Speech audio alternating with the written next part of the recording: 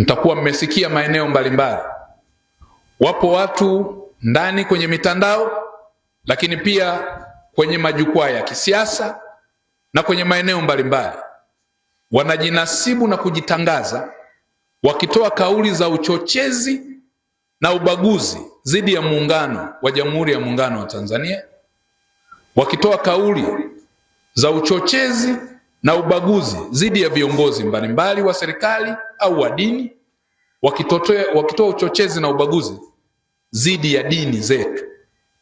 Taifa hili limejengwa kwa maumivu makubwa ya waasisi.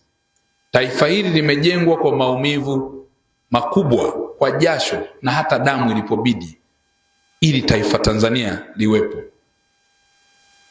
Sasa kutokana na hayo, nitumie fursa hii kuwaomba sana na kuwaasa wale wote ambao wanatumia majukwaa ya kisiasa kuchonganisha wananchi, kuwajaza chuki, kuchochea, lakini pia kuwahamasisha kufanya uhalifu, na wanaounda magenge ya uhalifu na makundi mbalimbali yanayolenga kuharibu taifa letu, kufanya uharibifu, ni wasihi na kuwaomba waache mara moja, kwa sababu kufanya hivyo hakuna ambaye atabaki salama, kwa sababu tutaathirika sisi Watanzania wote.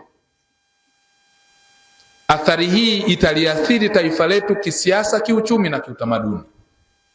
Tutarudi nyuma kimaendeleo, tutashindwa kuswali, tutashindwa kwenda kanisani, tutashindwa kufanya kazi za kiuchumi, tutashindwa kujenga nchi yetu, tutashindwa kujenga uchumi wa mtu mmoja mmoja. Hivyo basi, busara iwaongoze, na niwasihi sana, na najua wananisikia na wananifahamu. Bahati nzuri wazee wangu, kama mlivyosema, mimi ni kijana wenu, nitaendelea kuwa kijana wenu.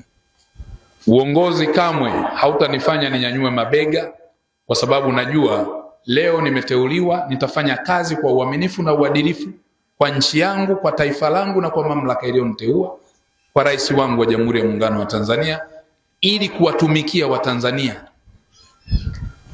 Na siku ambayo utakuwa umefika ukomo wa kazi yangu, nitarudi kwenye jamii.